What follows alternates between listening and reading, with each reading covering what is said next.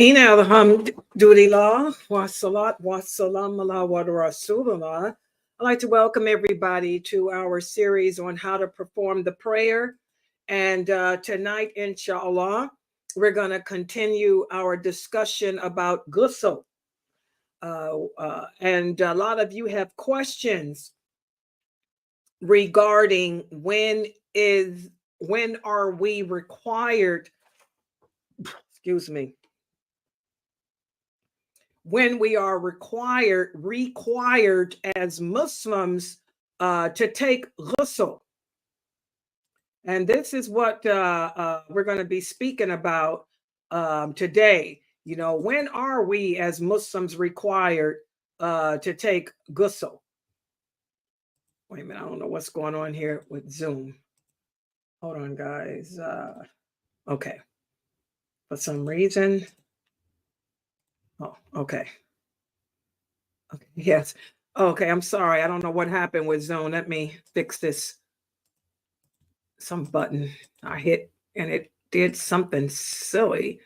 Okay, so we're going to go over tonight under what type of circumstances we are required to take a ghusl.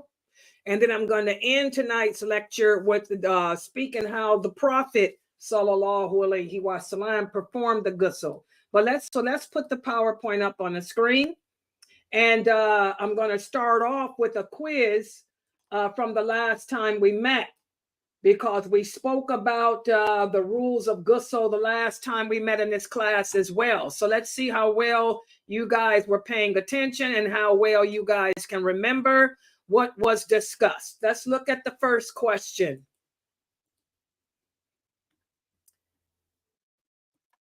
True or false? A person must have wudu to recite the Quran. Is this statement true or false? Do you have to have a wudu to recite the Quran? True or false? You must have wudu to recite the Quran. True or false? What do you guys believe?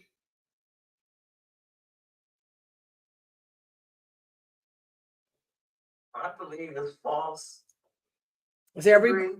Okay, mashallah, this is false. You do not have to be in a state of purity to recite the Quran. And believe it or not, guys, do you know that 40% of the Muslims in the world think you do?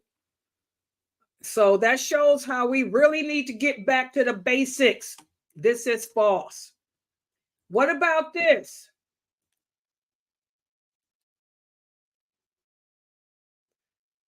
You must take a bath after converting to Islam. Is this statement true or false? You must take a bath or ghusl after converting to Islam. True.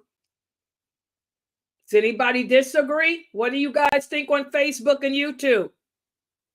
You must take a bath after converting to Islam. Is this statement true or false?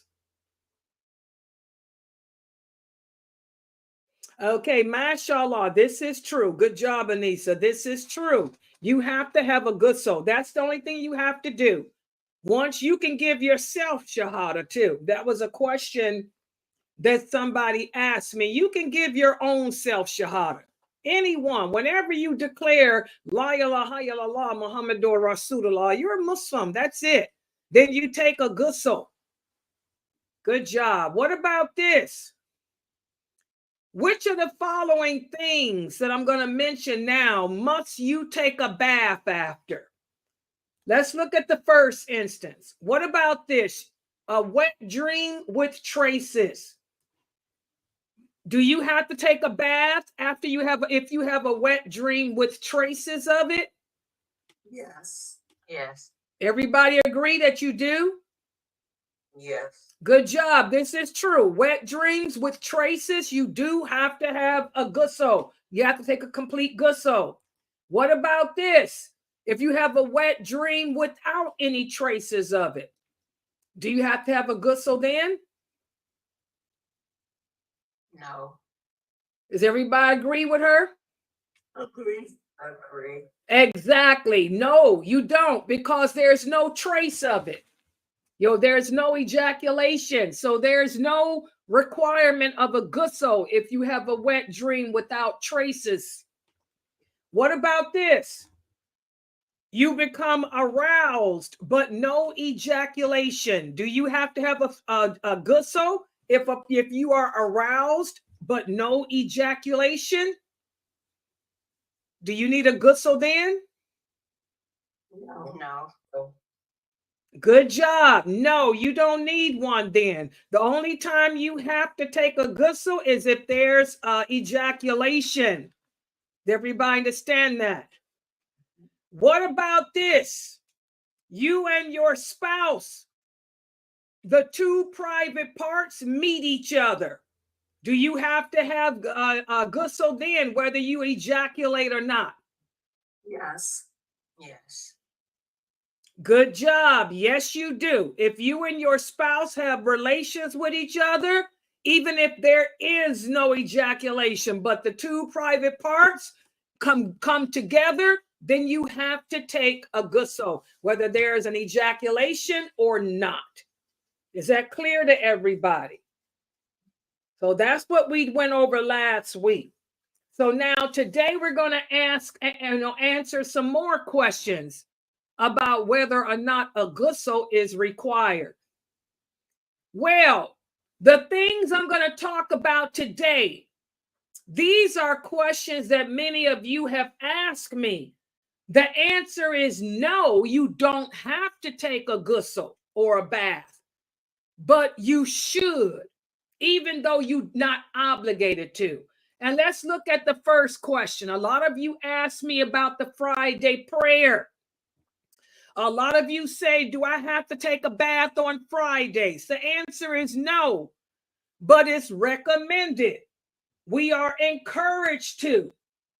Okay, and the reason why is because we have so many hadiths, particularly this one, Abu Sa'id al-Khudri.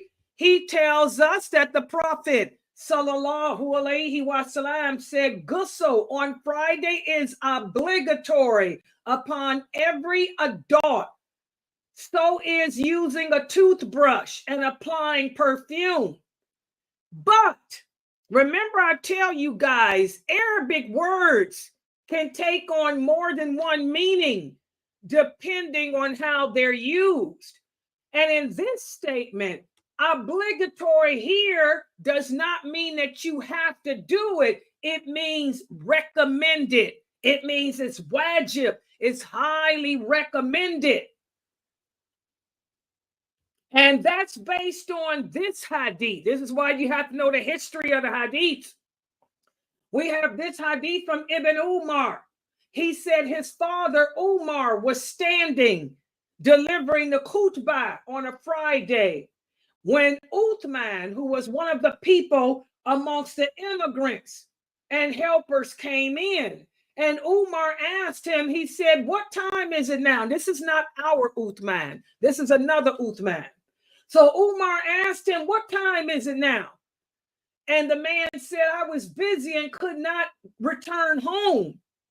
When I heard the call to prayer, I dropped everything and came to the prayer, and I just made a regular wudu. Umar then said to him, and the wudu, you only made a wudu when you know that the Prophet ordered us to take a ghusl? But Umar did not send him back home. Umar did not tell him that his Juma prayer was not accepted. The man sat down and continued to stay. This is why you have to know the whole hadith. Because if you read that one hadith, you'd say, oh, you got to take a ghusl. No, it's highly recommended. Wajib, which is the Fusha word here, means highly recommended. Okay? And then you have to look at all the other hadiths addressing this topic. Remember, the science of the hadith is just like the science of the Quran. You have to know the science of connectivity. You have to be able to connect the hadiths together. One hadith connects to another, connects to another to get the whole story. You have to look at the theme. The theme here is Friday prayer. So what the scholars of Hadith do, they look at all the Hadiths addressing the Friday prayer, and they use the science of connectivity along with the science of linguistics to get to the meat of the Hadith. So y'all see, it's a science. You got to study this stuff when you're a kid from the people of knowledge and go on with it. It's a process. All right. So, you know, the simple fact that Umar didn't tell this man to leave shows that it's not an obligation. But a lot of brothers will argue this. We got brothers that waste their time on the internet debating this religion over whether or not a man has to take a shower or a ghusl on Fridays. And we just shake our head at these ignorant men because, boy, are you people twisted, okay? You're not going to come upon the correct answer your way. You have to ask the people of knowledge. Also, check out another hadith. This is from Sahih Muslim.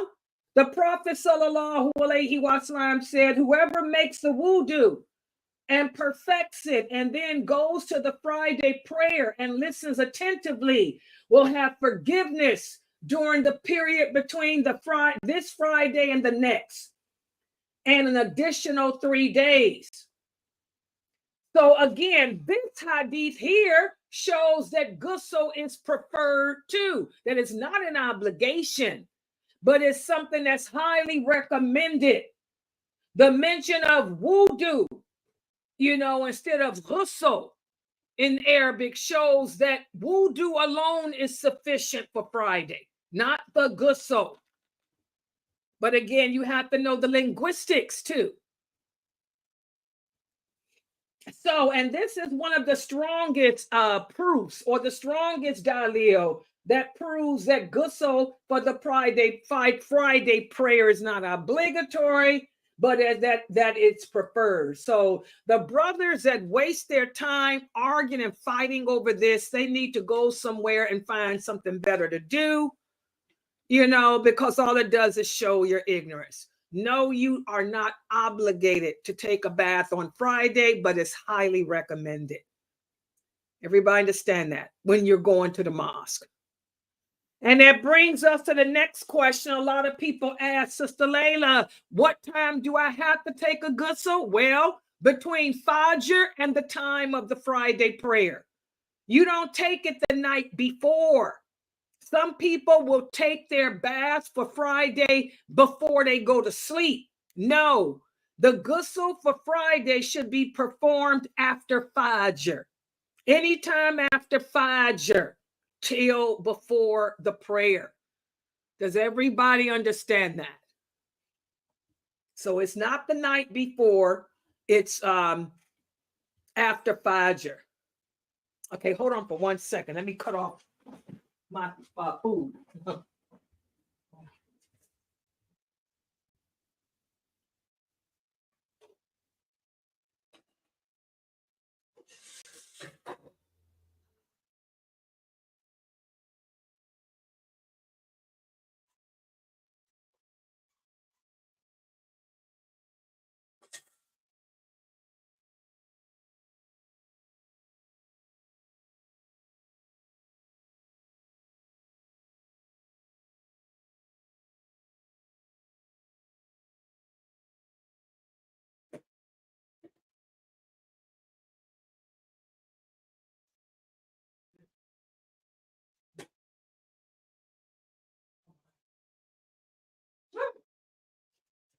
Okay, I got to it just in time before it burned. Okay. All right, so let's look at the next issue. What about this?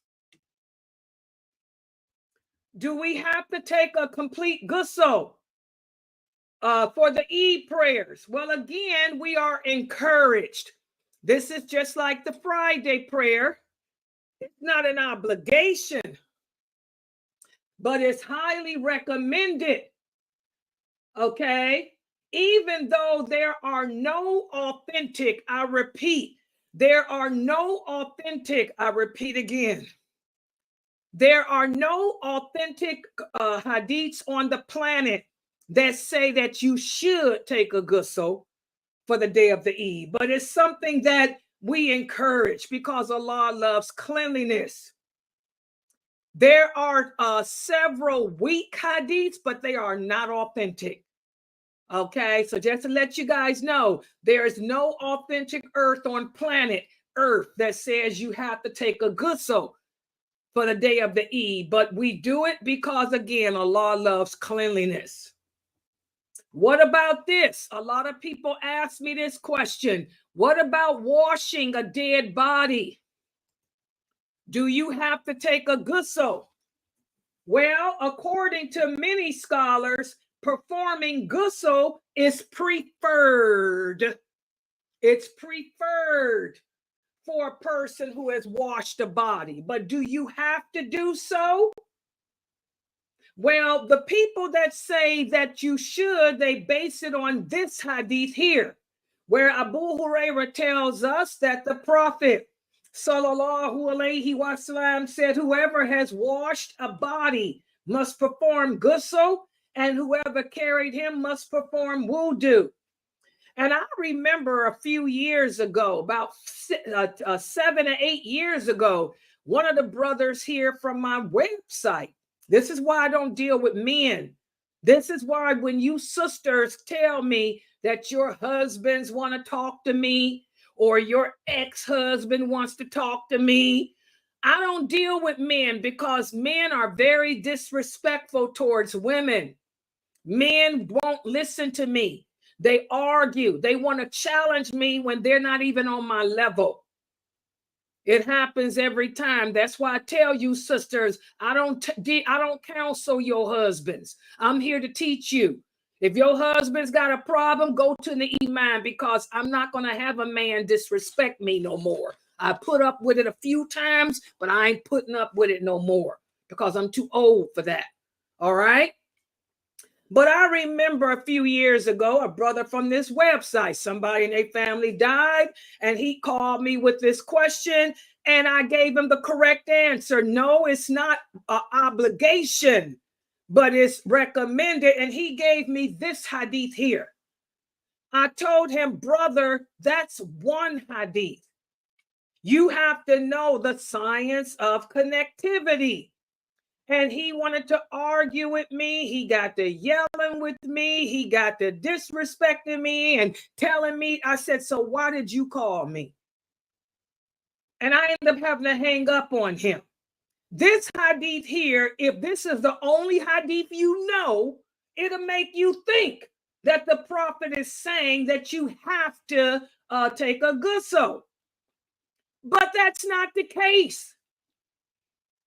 Listen to what Ali and other companions said. They said the hadith scholar, Ali ibn al-Madani, Imam Ahmed, al-Rafi, and others said, they said the hadith scholars did not classify anything on this topic as authentic. And I tried to tell that brother that. But he didn't want to listen to me. He gonna tell me what he got in this book, what he found. Then we have this from Ibn Hajar. Ibn Hajar says that even though Tirmidhi called this hadith authentic or good, and Ibn Hibban called it good, there's others that said it's not. So I tried to tell him that there's discrepancy in that hadith, but he didn't want to listen to me. The brother was yelling at me, disrespecting me. So I ended up having to hang up on him. So I'm going to share you guys this authentic hadith on the topic. Umar, radiallahu anha, he said, we used to wash the dead. Some of us would make ghusl and some of us would not. Now, this hadith is authentic, and all the scholars of hadith agree. And I tried to tell the brother this. He wouldn't let me go into this because he never heard of it. And I told him, of course you never heard of it. You ain't no scholar. You just a lay person. You just a hood person. Okay. Also, we have this authentic hadith too. How many of you know that when Abu Bakr died, who washed his body? His body was washed by his wife, Asma. And it was a very cold day. And she was fasting. And so she asked the other companions who had come to her. She said, it's so cold and I'm fasting. Do I have to make a ghusl? The other companions told her, no, it's not an obligation. And this hadith, this is a muwata hadith, and this hadith is authentic. So we got these two hadiths here that there's no question about. The other hadith, that one hadith, a lot of people question the chain of narrators in it. That's another science you have to know when it comes to hadiths. You have to look at the chain of narrators and see if there's any questionable person in it. That other hadith has questionable people in it. These two hadiths are authentic, no questions. All right. So the answer is no, you do not. You are not obligated to take a ghusl after washing a dead body. But if it's something that you want to do, you can do. Okay. Again, if you want to know the truth about something, you have to be able to listen to the person and allow the person to explain to you. But if you don't want to listen to that person because they're a woman, don't waste this woman's time. Like I told the brother, do what you want to do. Don't ever call me again. That's when I stopped taking calls from brothers about their personal issues. I ain't got time for it. Go talk to a man. All right. What about this? Do you have to take a ghusl for Hajj? Again, this is preferred. It's preferred to take a ghusl, okay, when you were making Umrah or Hajj. Okay, and they based that on this hadith of Zayd ibn Thabit. He was one of the scribes of the Prophet. He says that he saw the Prophet sallallahu alaihi wasallam when he intended to make Hajj. He saw him make wudu. As you guys know, the Prophet only made one Hajj and one Umrah. Okay. And Zayd ibn Thabit saw him take a ghusl when he was preparing himself to do it. So based on this hadith, and by the way, even with this hadith, there's a difference of opinion. Some of the scholars say it's a Hasan, which is a good hadith, but we have some other scholars of hadith who say it's weak, that it's not authentic. So the bottom line, because of that, we say that it's preferred. It's preferred. It's preferred to take a ghusl if you're going to make Hajj or Umrah, but is it an obligation? No. See, you have to know this stuff. You have to know what a good hadith is, authentic hadith is, and all of that. It's a science to the hadith, just like it is to the Quran. And this is the way Allah protects our religion. Allah makes it difficult because that way you can't do what the Christians and Jews did, which is change your religion and distort it. You have to learn Islam from the people of knowledge. You cannot teach yourself. And the people that you learn from are able to trace their learning all the way back to those originals. That's how Allah preserves Islam. Okay? That's why you can't teach yourself this deen. You can't pick up books and start reading thinking you know your religion. It don't work that way. Okay? And also, what about this?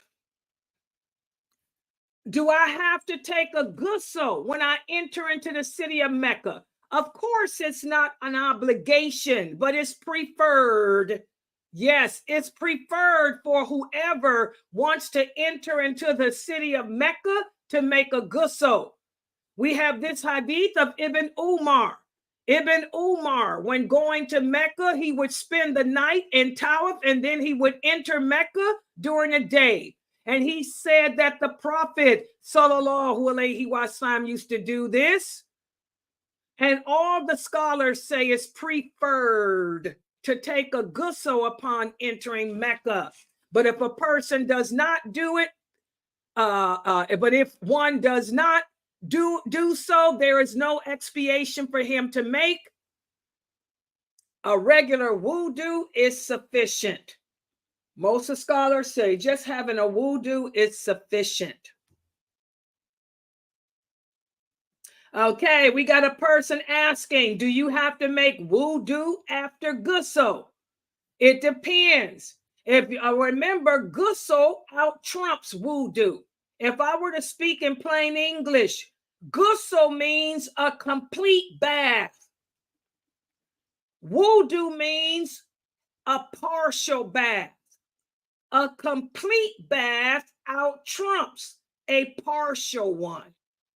So if I'm going to take a complete bath and I have the intention to make my prayers, then I would take my bath and make sure I don't touch my private parts with my bare hand as I dry off, and then I don't have to make a wudu.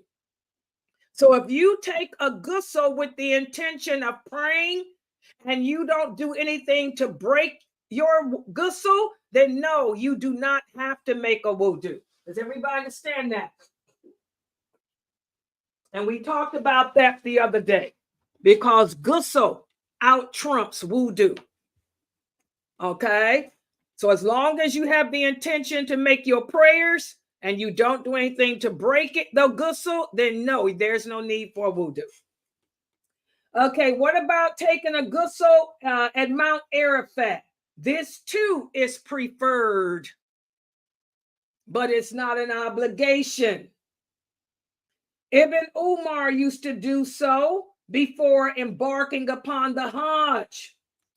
Okay, but to not do so, does not bring about any expiation. Okay. And now we're going to speak about that intention. Remember, all actions are based on your intentions, like I was answering this question here.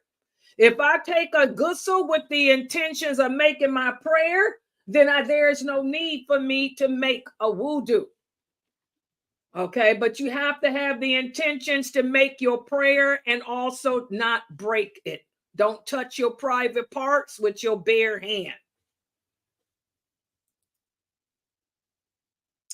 Also, what's the difference between ghusl and wudu? Wudu, you are only washing a few body parts.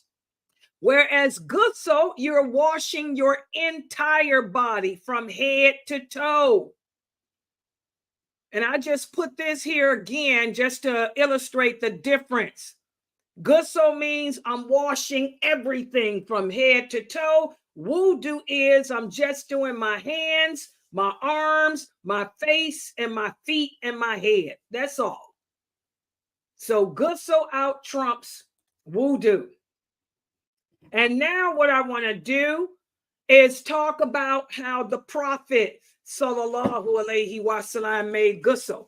Do you have to follow this routine? No. But I want you guys to understand our Prophet Muhammad sallallahu alaihi wasallam was sent to teach us good manners. So he taught the Arabs how to clean themselves.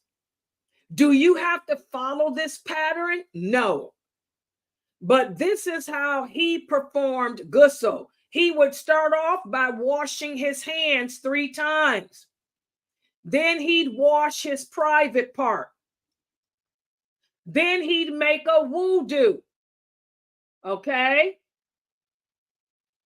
Then he'd rub the water through his hair 3 times, letting the water reach down to the roots, to the scalp of the hair. Then he would pour water over his entire body, beginning with the right side and then the left side. And then he would rub the water under his underarms and then inside his ears and his navel and his toes, so that the water could touch every part of his body. They didn't have showers back then. If the Prophet Muhammad were living today, all he'd have to do is turn the shower on and stand up underneath the shower and let the water run from your head down to your toes and turn around in it. And as you guys know, they didn't have soap back in those days. They didn't have soap. What they would do sometimes is put oil in the water to make the water smell good. But we have soap now. All we have to do is put some soap on a rag and wash our body from head to toe, and we good, and then rinse off under that shower, and we good to go.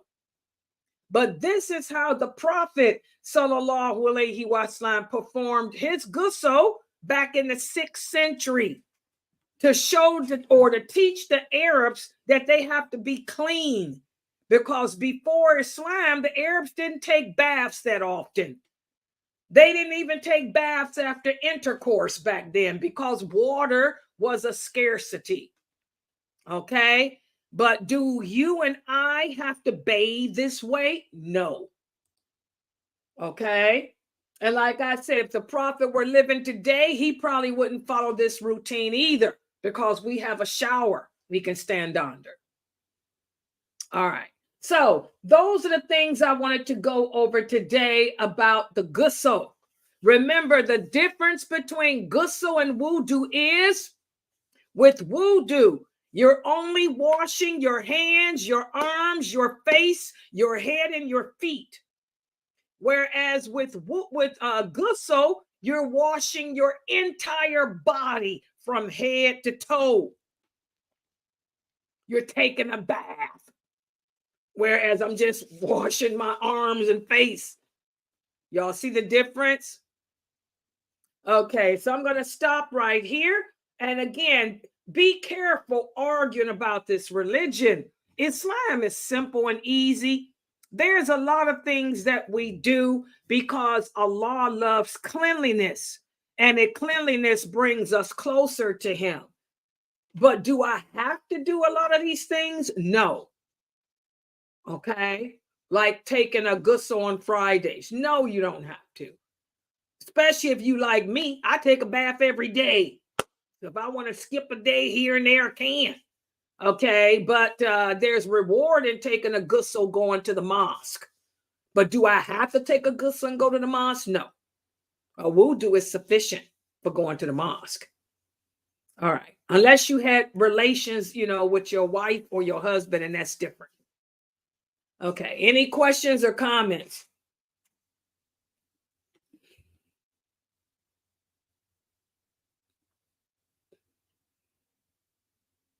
Yes, the brother here is asking me about tomorrow. Do we have Muhammad Ziyada? Yes.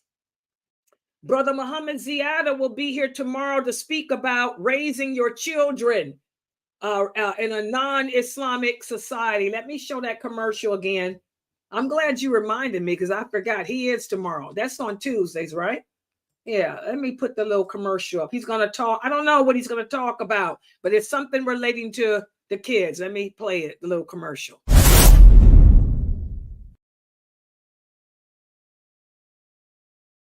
Assalamu alaikum wa rahmatullahi wa barakatuh, my dear brother and sister. I just saw Brother Muhammad here in Salat al-Jum'ah, alhamdulillah, it's an honor to speak on a very important topic. I just discussed with Brother Muhammad, and Brother Muhammad is going to speak with you, inshallah. Inshallah. But Tuesday, inshallah. Tuesday, inshallah, we're going to discuss raising our Islamic Muslim children in a non-Islamic world that we're living in right now, the society that we live in. Especially now. Now we have a lot of issues happening in our schools, in our colleges, universities, that a lot of our Muslim kids aren't really ready for it. So I think we should have a nice little discussion. Inshallah, we'll have a lot of people on board that can ask a lot of questions that they have. And we can kind of talk about how to kind of keep our deen and our religion inside of our children while they're going through out there in the world with the non-Muslims that are around there, inshallah, that have a lot of pressure that they're put on them, peer pressure and all that kind of stuff, inshallah. So Sunnah followers, prepare yourself and even your kids and share this very, very important topic. Very important. Alhamdulillah, Brother Muhammad accept to join us every Tuesday, inshallah. Sure. 9 p.m. So it's for the time. Sure. Inshallah. Assalamu alaikum wa assalamu alaikum wa rahmatullahi wa barakatuh. Jazakallah khair, Brother Muhammad, inshallah.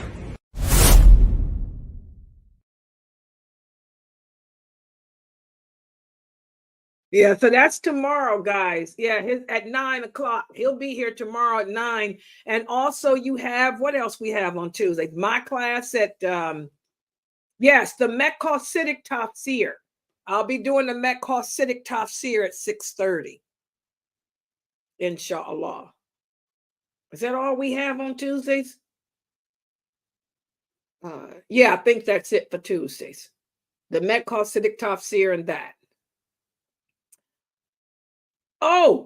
Oh my goodness, guys. And Wednesday, Dr. Ali. We got Dr. Ali. Oh my goodness, I forgot.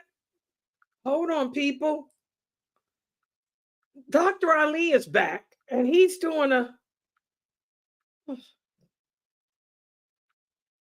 Yeah, I was sick this weekend. I was sick with that stomach virus. Yes, Dr. Ali is Wednesday at 9 o'clock. We got Dr. Ali. Dr. Ali got a movie out. He made a movie. It's really good. Good movie. I mean, a real movie. He got his own movie cinema company. He's gonna come here Wednesday and talk about it. And I'm telling you, that movie, I watched it the other day. That movie is funny and it's good. And Dr. Ali's a good actor. He did a good job in that movie. I'm ready to make a movie too. We're going to do some movie making here at Sunnahfollowers. But alhamdulillah, if he can make a movie out of my book, I'm getting ready to publish. But anyway, you know what? Tiba, I forgot about that. Yeah, Dr. Ali can put my book in movie form. Yeah, we're going to make my book into a movie. Yeah. It's a love story, Islamic style. Couple vampires and werewolves in it. Couple of fallen angels too. But yeah, Dr. Ali, we got him Wednesday at 9 p.m. I got to do his thing tonight. Okay, so I can have it. Where's Geechee? I should have had Geechee put something up together. Girl, I forgot. I was sick. I had a stomach virus all weekend. I was messed up with fever. All right. But yes, tomorrow we have Brother Muhammad Ziada. And then on Wednesday, we got Dr. Ali, guys. I'm sorry. I'm going to put Dr. Ali's stuff out tonight since I feel a little better. I made me some homemade chicken noodle soup. That should make me better too, although my head is killing me. All right, but that's tomorrow. Yeah, any other questions? Oh, God, I forgot. Let me do that. Dr. Ali. Oh. I forgot about Dr. Ali. I got to leave a review about his movie. That movie was good. I'm going to have to go on his website and leave a review. All right, guys, I'm going to log out for now so I can work on Dr. Ali's stuff. Make sure everybody's here for the classes tomorrow. Subhanakallahumma wa bihamdika. Ashhadu an la ilaha illa anta. Oh, you got a question? Wait a minute. Let me make sure I didn't. No, okay, that's all. I got all the answers. Did I get you on Rumble? Oh, okay. I got your questions. Okay, I'm sorry. Get to the website. Get to the website. Oh, yeah, guys. Don't forget we need donations. The first of the month is in 2 days. We got to pay this streaming bill. This is $300 for the streaming program. And also that dial pad. That's another $100 and something. Please donate, guys, to support this dawah effort. Okay? All right. Oh, Brother Tajri. Walaikum salam. Brother Tajri, can you hear me? Tajri's here. Hold on. Brother Tajri. Let me wait a second for Brother Tajri. You know there's a little lag. Oh, okay. Brother Tajri, I got a couple of sisters here that wanted me to ask you, what kind of work do you do and how many children you got?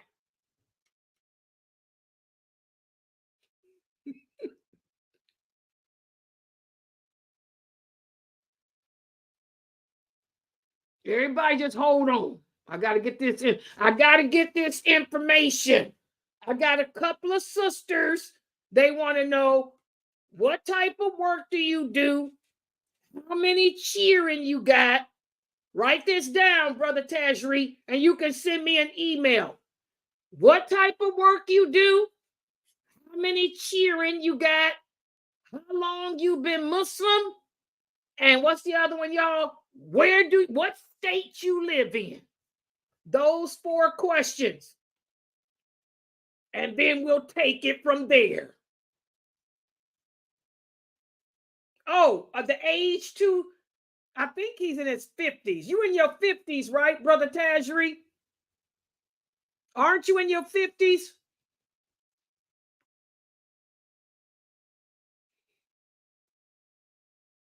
I got a couple of sisters. They 50 years old. One of them is 50. The other one is 52. Are you in their age bracket? Hold on. One is 50. The other one is 52. They want to know, are you in their age bracket?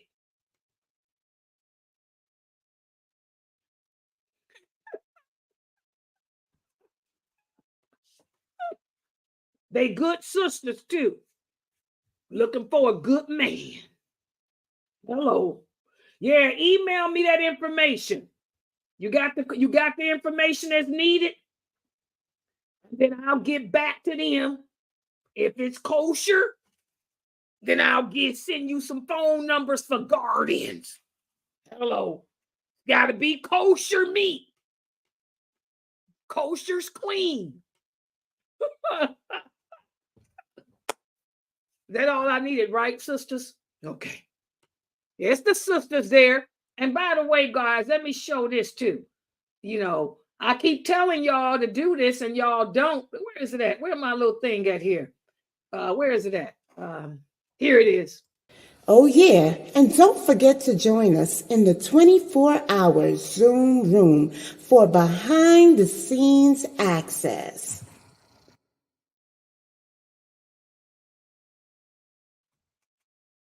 Yeah, a lot goes on behind the scenes here at Sunnahfollowers. Behind the scenes. Okay, I'll look forward to that email, Brother Tajri. All right, assalamu alaikum. Everybody have a good night. Let me deal with the old ladies here.